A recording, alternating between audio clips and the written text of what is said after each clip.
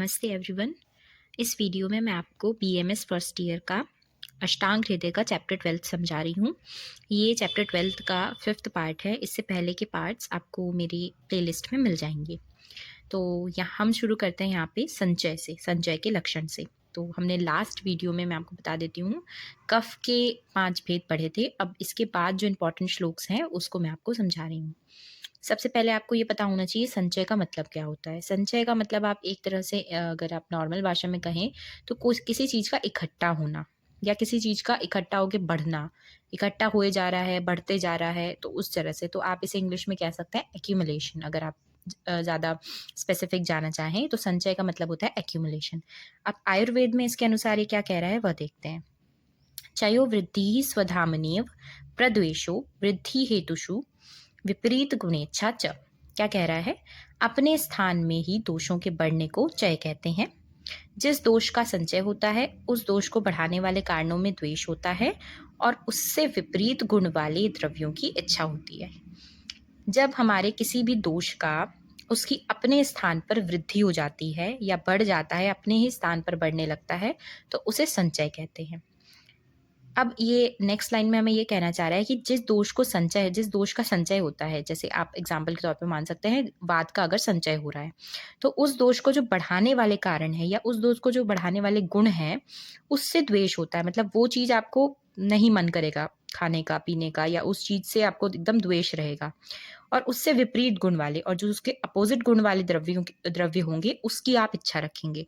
यानी कि अगर आपके अंदर वात बढ़ गया है तो आपको उष्णता पसंद आएगी। जैसे आपको गर्माहट चाहिए होगी। अगर आपके अंदर वात बढ़ जाता है तो आपको ठंडी चीज़ों से, शीत चीज़ों से आपका वात जो है वो बढ़ रहा है, और वो शीत गुण जो है वो हमारा वात के लिए क्या है, उसके दोष को बढ़ाने वाला है, वात दोष को।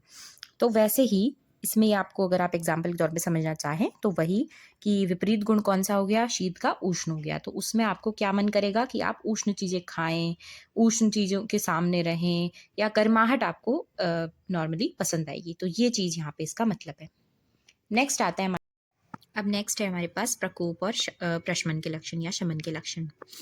कोपस्तु उन्मार्ग कामिता लिंगा नाम दर्शनम स्वेषाम स्वास्थ्यम रोग संभवः स्वस्थानस्थस्य समता विकारा संभवः शमः।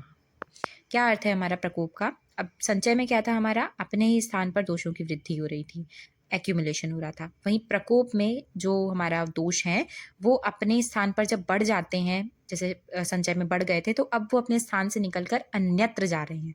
मतलब अपने स्थान को छोड़कर गति कर रहे हैं, दूसरे स्थानों पर जा रहे हैं, वो हमारा प्रकोप होता है। या इस सिचुएशन को इस वाली हमारी जो वर्ड है, टर्म है, इसको हम प्रकोप के नाम से जानते हैं, या इसको कहते हैं दोषों का प्रकोपित होना। दोषों के प्रकोपित या फिर कुपित हो जाने पर उनके अपने अपने लक्षण दिखाई देते हैं जो शरीर में अस्वस्थता और रोग को उत्पन्न करते हैं। ठीक है, तो अब लक्षण दिखाई दे रहे हैं, वात का है, पित्त का है, कफ का है। इनमें से कोई भी अगर आपका प्रकोपित हो रहा है तो उसमें आपके क्या होंगे, लक्षण दिखाई देंगे, क्योंकि वो आपके दूसरी दूसरी प्लेसेस पे जा रहे हैं बॉडी की। तो इससे क्या होगी, अस्वस्थता आएगी और रोग की उत्पत्ति होगी। अपने स्थान में स्थित दोष को समान बनाना और विकार उत्पन्न न होने देना या रोग का उत्पन्न न होना शमन कहा जाता है। मतलब ना तो क्षय हो रही है वृद्धि, ना तो वृद्धि हो रही है, किसकी, हमारी दोषों की। तो इस सिचुएशन को हम क्या कहेंगे, शमन कहेंगे। यहाँ दोष बिल्कुल शांत है, यहाँ ना तो क्षय ना तो वृद्धि, किसी प्रकार के कोई लक्षण नहीं दिखाई दे रहे हैं। अगर लक्षण ही दिखाई नहीं दे रहे हैं तो हमारा रोग उत्पन्न नहीं होगा। तो ये वाली स्थिति को हम क्या कहेंगे, शमन कहेंगे। तो आई होप आपको ये प्रकोपित और शमन जो हमारी जितनी भी टर्म्स हैं ये आपको समझ में आ गई होंगी। संचय, प्रकोप और प्रशमन या शमन जो भी है वो आपका इम्पोर्टेंट है, तो इसको आपको अच्छे से पढ़ना चाहिए।